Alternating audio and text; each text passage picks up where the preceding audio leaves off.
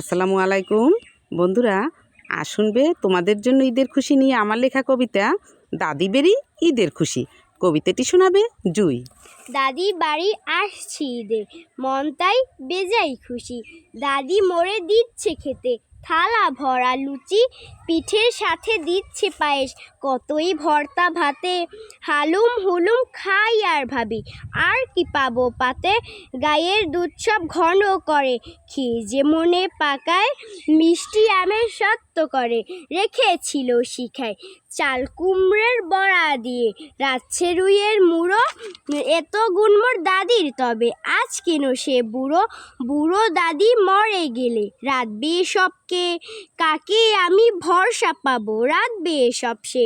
মারা দেশে কোপ্তা কাবাব বিদেশি খাবার, দাদির হাতের খাবারের স্বাদ হবে যে সাবার। দাদির হাতে শখের রাধা শিখে রাখো রোজ, বিলীন তরে হবে না কো বাঙালিদের ভোজ।